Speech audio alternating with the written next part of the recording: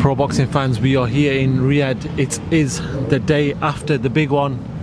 Artur Beterbiev becoming the undisputed light heavyweight champion of the world. Gareth A Davies. There's been a lot of debate about the result. I want your piece on this. How did you see that fight? I scored it on the night. I was doing a live broadcast, a watch along for Talk Sports. So we were on air for 4.5 hours, and we were on a gantry. I saw Beterbiev winning the second half of the fight, apart from the 9th round, I think. I think Bivol probably the first 4, but the 4th round was a bit of a toss-up, and I had Beterbiev commanding the other rounds. There were a couple of swing rounds in those 7 for Beterbiev, but I gave those 2 to him. I thought his aggressive ring generalship, his tenaciousness, the fact that Bivol was on the back foot quite a lot, I ended up scoring it. And I watched it back this morning and I gave the 4th round to Bivol. I scored it 7-5 in rounds, ultimately, after watching it back very closely. I just think Beterbiev did the more aggressive, tenacious work. It was a very close fight. I wouldn't argue with a draw on those swing rounds. I liked what I saw from him.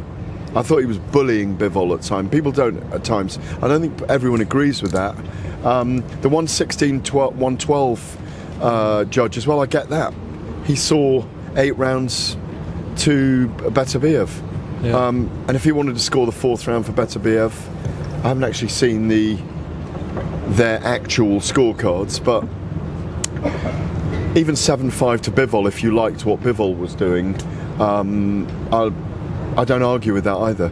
I thought it was a very close fight, high level, elite level fistic chess, over 12 rounds. It commands, I'm going to jump on to your next question, definitely commands a rematch. Yeah. There'll inevitably be a rematch, and it should probably be next. It should probably be next, yeah, just leave it, thanks. But you get a lot of noise. I don't think it was as controversial as people are making out. Obviously it was controversial, Uni. Okay. In some people's eyes, but I just thought it was a high level fight. I thought Beterbiev was the more eye-catching. And I don't always score an aggressive come-forward fighter. I often do score the boxer, but in this case, I just didn't see it. You've actually done a piece, haven't you, today, talking about the rematch getting closer. I spoke to Bivol actually, and he said we are going to meet Turkey today, and hopefully, that's going to be the conclusion. Turkey Al-Sheikh did an interview yesterday straight after the fight saying, listen, I had Bivol up 2 rounds and we will make that rematch happen. So I'm not arguing with that. I'm not arguing with the 7-5 what anyone else wants to do for Bivol. I mean, I've read Kornilov today, who I love and I've known him a long time, says they're appealing about that judge scoring 116-112. It's not corrupt, it's just them seeing the fight as they saw it. There's no corruption going on here. If they think he's incompetent, well, that's fine by them, but it was a very close fight, and there were a couple of swing rounds. You only need to swing 2 rounds and you get a 116-112 score. Okay, interesting. Let's break it down a little bit more then. In regards to the first half of the fight, did you feel like Bivol was up? How did you see it? Because when I was looking online and when I was ringside, people had Bivol up ringside, but when I was looking online, people had it maybe a 3-3, a lot closer than what we saw ringside. How did you see it? 3-0 clear for Bivol at the beginning, okay. First 3 rounds. 4th was a bit debatable, and I think on the night, while I was doing the broadcast, I wrote in my notes on my phone, I'm going to give that one to Beterbiev. Okay. But looking back, I give it to Bivol. Then I think Beterbiev won the next 2. So you either had it 3-3 or 4-2 at that point. And then I think Beterbiev really came into his own. And the power of Beterbiev and the tenacity of him. Some people say he was following Bivol around the ring. I think he was cutting the ring off. Okay. That's what I saw. That's what I was seeing at the time. And then Beterbiev getting ahead.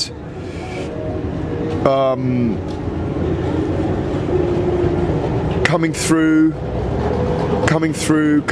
in those next 3 rounds. I thought the 9th was a very good round for Bivol, and then I think it was Beterbiev after that. Can we appreciate elite boxers in the fight yesterday, because they were both showed off their skill set and showed off how elite they both were. It was a fight for the ages. Yeah. No man was down. They both took hundreds of punches. They both showed their skill sets, their different styles. I think neither man was that happy with himself. Yeah. That's what's weird about it. We're primed for another one. We could be primed for 36 rounds with these two. Yeah. But they won't have much more to give against anyone else if they do 3 fights with each other. Tough for Bivol to get back in there, I think, with Beterbiev, given that you could see he felt Beterbiev's power so often he said in that that to me, fight. actually. He did say that to me. When I spoke to a mate of mine, Pavel, last night, lives in Spain, he's a Russian guy. He was in the corner for Gvozdik, and he was telling me after the event last night, he did the corner for him. And when he fought Beterbiev, he said it was like being hit by bricks. Wow. And he came back late in that fight, if you remember. Yeah. He is a freak.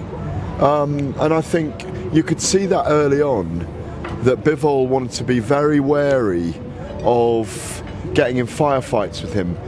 But yet, when Bivol was doing really well in those first 4 rounds, he actually opened up, didn't he? Yep. But then, when he did open up, even when he hit Beterbiev with 3-punch combinations, that's when Beterbiev almost it sparks a fire in him. It's like hitting flint on flint. It just sparks a fire and gets him coming. I thought it was an amazing fight. It was so befitting of a fight for the ages, the opening of the Riyadh season. I mean, let's not forget that. We were opening the Riyadh season here. 550,000 watched the live watch-along on TalkSport. Yep. 500 watched the Pain game. I was just talking to the guys who've just gone here. A true Geordie's Pain game. I think it will have done really good numbers last night. It was a dramatic night as well, with so many things happening. We are going to get onto that, but the final question for me is about this fight. For boxing fans now, which fight would you want to see, the Beterbiev rematch or a Canelo fight with Bivol? Obviously, Canelo's talked about Bivol in his last fight. No, I'd like to see Canelo against Beterbiev. Okay. Oh, I'd love to see that fight. I think it's a very tough fight for Canelo. No, I'd like to see the rematch with Beterbiev straight away, because it's fresh. It was so thrilling. It was so absorbing. You couldn't take your eyes off it. Both are extraordinary characters and fighters. But if they wanted to do Canelo in the middle, I just don't see the point of Bivol, who's just lost very, very, very closely. 116-112 that everyone's disputing. 8-4. 1-7-5 in rounds. Yep. I think 7-5 in rounds, and 1-6 apiece. So, yeah, I think we've got to see that next. Do you want to see a fight with Canelo next? No. Did you ask him about Canelo next? I know. I asked him about the tougher opponent between Beterbiev and Canelo. So I never really asked him because Definitely Beterbiev. Yeah. So to be honest, it looks like the rematch should happen. And you wrote your piece. I think they're going to meet Seki and Sheikh, and hopefully that's going to be the situation. Let's move on to the card, because it was a fantastic night of boxing in general. I do want to talk about Chris Eubank Jr. first. Got his job done, looked great in the earlier rounds, and then eventually just got to the point where he took his man out with some great shots. Obviously, the Conor Benn fight looks like the fight that's going to be made. Give me your thoughts on that. Well, but behind the scenes, my understanding is there have been offers for Chris Eubank. I understand this. I'm not absolutely certain. Okay. There have been opportunities to fight Yanibek Alim Kanuli, Hamza Shiraz, Saul Canelo Alvarez. So there's no denying that Chris Eubank is a cash cow for so many fighters. Yep. And they know he's box office. He was box office here this week. And when he put Zaramata down in the opening rounds, I thought, here we go, early finish, do what you need to do, knock the guy out. And he did knock him down 4 times. I don't want to critique him too much, because, what was it, 6 rounds, 5 rounds? I can't remember now. Yeah. I can't remember in it all. But he stopped him in 5 or 6 rounds, might have been 7. Knocked him down 4 times. Did what he had to do. Did the pantomime with Conor Benn in the ring. Conor Benn's got to get his licence. That's one thing. I did ask the boxing board about that last night, but they said we haven't heard anything. But I do imagine they're going to sit around the table and get that sorted out and see if a retrospective ban can be put in place, because that surely is an option right now. Yeah, with his situation, it has been. I think it was 2 years to the other day this week where they would have fought each other. Is that a fight that you feel like with this tension that they've got, this rivalry that they've got, that seems to have fueled up this week a lot more, that fight fans want to see it again? Yeah, definitely. Conor Benn looks fresh. Chris Eubank Jr. just showed some signs of aging last night. Okay. He got caught a few times. Is that ring rust though? He's not been in the ring. It might be, but I'm just saying, it might be aging. Certainly that Chris Eubank, I'd fancy Conor Benn to have a great fight with for 3 to 5 rounds. Okay. And I think he is going to come out and throw. And I spoke to Conor this week and interviewed him. Did you interview him as well? I spoke to him last night. Yeah, he's so up for it. Of course he is. He's been away for 2 years, but he needs to get all that grey matter behind him. Start with a clean slate and get out there and fight Chris Eubank. I'm definitely pushing the fight. Does Conor Benn need Chris Eubank more than Chris Eubank needs Conor Benn? That's a good question. I think it's Conor Benn needs Chris Eubank more. Okay. I mean, he's a lot younger. He's nearly 9 years younger, so he's obviously got time. But Chris Eubank, as I just said, has had options. There's people who want to fight him. You know, he is box office. He proved it this week in the Arab Thwab with his sword. Yeah, fantastic. You know, working out in his robe. So, you know, you've got to give him his dues. He's box office. He just needs to make sure he delivers that box office in the ring as well. Final one. Frazer Clarke, Fabio Wardley. Wow. I said to Fabio, look, you don't get paid for overtime, and he really stuck it on Frazer. First of all, we hope Frazer's well, because it seems like there is a break somewhere. Broken jaw. And well, that's what I'm reading today. Okay. I've tried to get hold of Ed Roth, Boxer's PR guy, but I don't know if he's on a flight or anything, but he hasn't got back yet. I'm trying to get hold of him. I think he flew back first. He's on a flight then, yeah.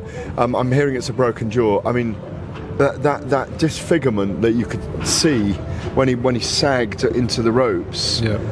I was very worried for him at that moment, and thankfully it's a broken jaw and not, you know, a seizure or anything like that. That's what I was worried about at the time. I think we all were, to be honest. Yeah, it was very worrying. It was very worrying for him. Look, I hope Frazer comes back well. I know he's going to take a bit of time to recover, but where does this leave Fabio? Because that was destructive, man. Top 10. He moves into the top 10. We'd kind of discussed that maybe the winner moved into the top 10, but with that statement, could you just bring my phone over, please? With that statement, I think such destruction, he definitely goes into the top 10. Joseph Parker needs a fight. That's a great fight. Anyone in the top 10, you can put him in there, because he's got that dog and he's got that power. And heavyweight boxing is about knockouts. Imagine him against Daniel Dubois. Imagine him against Filip Hrgovic even. Filip Hrgovic needs to fight. Agit Kabayel. There's loads of really good fights for him. Let's just say Turkey Al-Sheikh and Riyadh season has really pushed the heavyweight division to a level where we're excited again. Opportunity knocks. 100%. Opportunity knocks. 100%. Gareth, listen, it's always a pleasure. It's always good seeing you out in Riyadh. It's good seeing you out in the UK, which I'll probably see you very soon. In about 40 hours, yeah, probably. Thank you so much for talking to Pro Boxing fans. You've been a star, mate. You're welcome.